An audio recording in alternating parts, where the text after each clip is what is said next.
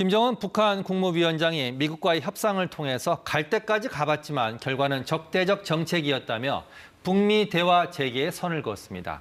김정은이 트럼프 당선 이후에 메시지를 내놓은 건 이번이 처음입니다. 이런 가운데 러시아와 우크라이나는 미사일 공격을 주고받으며 확전의 살 얼음판을 걷고 있습니다. 스튜디오에 정대진 원주 한라대 교수 나와 계십니다. 자, 어서 오십시오. 안녕하십니까. 예. 김정은 위원장 발언부터 살펴보겠습니다. 자, 첫 메시지인데 트럼프가 집권 이후에도 대화를 기대하지 말라. 선을 그은 겁니까? 아니면 몸값 높이기 전략입니까? 결론적으로 말씀드리면 몸값 높이기 전략 쪽에 좀 비중을 좀 두고 싶습니다. 예.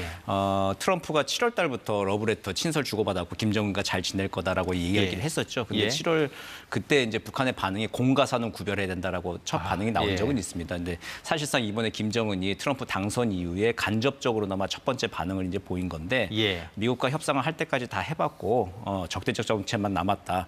이제 더 할 거 없다라고 얘기했지만 그 말 속에는 상황이 바뀌면은 예. 적대적 정책이라고 하는 것을 이제 트럼프가 유화적인 거 조금 들고 나오면 바꿀 수 있는 여지가 있는 거죠. 예. 그러니까 갈 때까지 가봤다고 하는 게 2019년도 상황인데 그때 이후에 지금 한 5년, 6년 정도 흘렀는데 내년 되면 6년이 되는 거죠. 예. 6년 됐을 때 북한이 달라졌죠. 많이 화성 19형까지 많이 달라졌는데 이거에 대한 값을 지불하지 않으면, 그러니까 즉 2019년도 얘기했던 새로운 계산법에 플러스 알파로 더 가져오지 않으면은 예. 사실은 이제 더 할 의향은 없다라고 대화하지 하는 걸로 않겠다. 일단 진입 장벽을 먼저 높여놨다. 예. 이렇게 보는 게 맞을 것 같습니다. 네. 지금 보고 있는 장면에서 김정은 위원장이 얘기를 한 건데 그 무기 전시회거든요. 네, 예. 이건 누구 보라고 이렇게 대대적으로 과시하는 겁니까?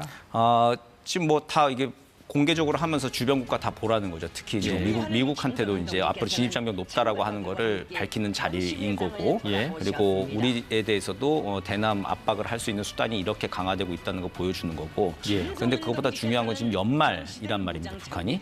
그래서 연말 대내결속 상황이 굉장히 좀 중요한 겁니다. 예. 이를 통해서 이제 군 결속, 그러니까 특히 뭐 러시아 파병 등으로 좀 약간 좀 어수선한 분위기가 국내에 있을 건데 이거를 지금 우리가 대내 결속을 통해서 돌파해 나갈 수 있다. 그리고 다음 달에 연말 그 당 전원회를 해야 됩니다. 예. 그리고 내년이면 또 국방과제 5대 과제 제시한 것들을 마무리를 또 해야 되는데 그 성과가 지금 계획대로 다 되고 있다라고 하는 거를 대내에 또 알리는데도 상당한 좀 비중이 있는 행사로 좀 봐야 할 것 같습니다. 오늘 이 자리에 그 골판지 드론이라는 무기가 네, 선을 예. 보였는데 이게 얼마나 위협적인 건가요? 골판지 드론이라고 하는 건 일단은 그 제작 단가가 좀 많이 저렴하죠. 예. 많이 양산을 할 수가 있습니다. 그리고 그러니까 쉽게 말하면 그냥 일회용처럼 버릴 수 있는 무기인 거죠. 네. 그리고 중요한 게 또 골판지라 보니까 레이더로 탐지가 어렵습니다. 예. 예, 그리고 그냥 이게 그 큰 종이 비행기가 날아오는 거기 때문에 요격하기도 좀 어려운 거고요. 그러네요. 그리고 이게 영상들을 보면 골판지 드론 같은 게 자동차 정도를 이게 폭격할 수 있는 자폭 드론용으로도 많이 쓰이거든요. 만약 이런 게 실제로 북한이 감행을 한다 그러면 이제 다발적인 테러 상태들에 빠질 수 있기 때문에 실질적인 상당한 좀 위협은 될 수 있다고 보입니다. 오늘 재미있는 얘기가 좀 있습니다. 북한이 파병 대가로 러시아로부터 방공망 장비를 받았다. 오늘 신원식 국가안보실장이 지금 이렇게 밝혔습니다. 지금 그래픽으로 보고 계시는데 자, 구체적으로 어떤 무기를 말하는 건지 또 우리 안보에는 어떤 영향을 미칠까요? 그동안 보면 우리가 뭐 군사 위성 기술이나 그리고 핵 추진 잠수함에 들어가는 이제 강철, 소재 이제 이런 것들을 그 기술 지원을 받지 않겠느냐 예측을 많이 했는데 예. 평양 방공망 보완을 위해서 이제 대공 미사일 등을 받았다라고 하는 거는 아무래도 얼마 전에 이제 무인기 사건이 있었죠. 평양 무인기 사건이 있어서 그렇죠. 거기에 좀 영향을 좀 많이 받은 걸로 일단 방공망이 보입니다. 뚫렸다고 보는 거잖아요. 예. 그래서 우리 정부가 파악한 게 이제 사실이라고 한다면은 어쨌든 평양이 뚫린 거기 때문에 김정은 위원장의 머리가 뚫린 거니까 가장 급한 일이죠. 그래서 아마 이거를 정부 파악한 정보가 맞다라고 한다면은 그 가장 급하게 요청을 한 것 같고 예. 러시아제 뭐 S-300, S-400 같은 이제 그 레이더. 하고 이제 예. 요격 미사일 체계들이 있습니다. 그게 사실은 패트리어트보다는 조금 더 성능이 고성능으로 알려져 있어요. 패트리어트 같은 게 이제 한 50개 정도 표적 추적하고 동시에 이제 뭐 한 9개 정도 요격할 수 있고 그러는데 그거보다 넓게 한 300개 정도까지 추적할 수 있는 걸로 돼 있는데 그래서 이제 그런 걸 가지고 어쨌든 평양을 먼저 지키는 걸 제1순위로 삼고 있다. 만약 저 첩보가 맞다고 한다면은 이제 이렇게 지금 평양의 의도를 살펴볼 수 있을 것 같습니다. 자, 오늘 월스트리트저널이 재미있는 보도를 하나 했습니다. 러시아로 파병 간 북한의 고위 장성 한 명이 다쳤다. 지금 보고 계시지만 우리가 지금 갔을 것으로 추정되는 장성이 3명입니다. 네, 예. 그중에 누구라고 보십니까? 결론적으로는 신금철 소장일 가능성이 높을 것 같습니다. 만약 예. 그 보도가 사실이라고 한다면 왜냐하면 예. 김영복과 리창호는 부총 참모장이고 정찰총국장이고 좀 평양에 원래 있어야 되는데 이번에 러시아 파병을 하면서 대표 단장격, 부단장격으로 이렇게 간 걸로 보여요. 예. 그리고 신금철이 남아서 이게 신금철이 이제 폭풍 군단장 11군단 군단장 출신이기 때문에 실제 폭풍 군단 그 요원들이 갔다라고 한다면은 거기 현장 지휘를 쿠르스크에서 이제 해야 될 이제 최고 현장 그 야전 지휘관입니다. 예. 만약 그 현장에 남아 있었고 거기에 12발의 섀도우 스톰 공격이 있었고 예. 사망자 중에 북한군 고위 장성이 있었다면 신금철일 신금철 가능성이 소장이다. 지금 현재로서는 높아 보입니다. 네. 예.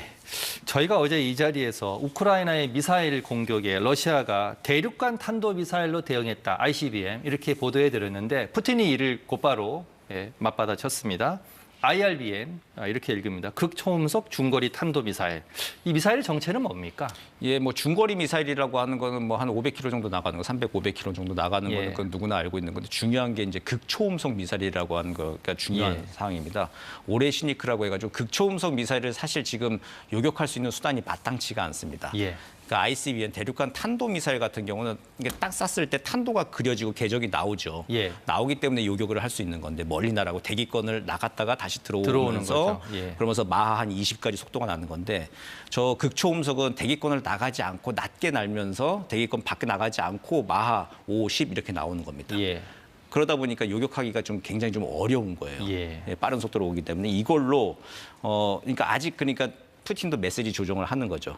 미국 본토 때리는 것까지는 내가 직접 본토까지는 선보이지 사거리가 안 되는군요. 예, 선보이지 않았고 근데 영국, 프랑스는 때릴 수 있어. 예. 점차 이제 수를 하나씩 넓히기 위해서 일단은 유럽 지역의 미국의 동맹국들 때릴 수 있다라고 하는 걸 힘의 능력을 일단 보여주고 예. 아직 미국 본토를 공격하는 데까지는 조금 수위 조절을 하고 좀 기다리고 있는 양상이다 이렇게 보입니다. 자, ICBM, IRBM 둘 다 치명적인 무기인데 사실 이게 핵탄두를 여러 개 탑재할 수 있다. 네, 예. IRBM 이게 더 좀 훨씬 중요하다 이런 얘기가 나오는데 왜 그렇습니까? 예, 뭐 다탄두라고 한다면은 그 쉽게 말하면 그 탄두 하나로 가가지고 한 곳에만 크게 타격을 주는 게 아니라 다탄두다 보니까 여러 곳으로 퍼져가지고 예. 동시다발적으로 피해를 줄 수 있는 거죠. 그리고 다탄두를 각 각계 목표 설정해서 재도립치하는 게 좀 조종을 하다 보면은 굉장히 광범위하게 예. 원하는 자리를 이제 그 요격을 그 유도를 해가지고 요격을 그 타격을 줄 수 있기 때문에 그렇기 때문에 훨씬 더 이제 파괴력이 있는 거죠. 그래서 예. 이제 한 발로 예컨대 이제 독일이나 영국, 프랑스 한 발로 다 이렇게 또 좀 다양하게 타격을 줄 수 있는 거 이론상 봤을 때 그렇기 때문에 이제 더 위협적으로 유럽과 나토 국가들 그리고 미국한테까지 또 영향을 줄 수 있는 거고 지금 미국과 러시아가 하고 있는 건 서로 레드라인이 어디까지를 계속 시험을 좀 하고 있는 상황이거든요. 네. 한 수 한 수 올려가면서 지금 우리 겨울 동안에 아마 1월 20일 날 트럼프가 올 때까지 예. 푸틴이 지금 기다리고 있는 것 같은데요. 예. 그때까지 이제 바이든과 한 수 한 수를 좀 주고 받으면서 지금 좀 계속 긴장이 고조되는 모습을 아마 이번 겨울에 봐야 될 것 같습니다. 예. 자, 오늘 말씀은 여기까지 듣겠습니다. 지금까지 정대진 원주 한라대 교수였습니다. 고맙습니다.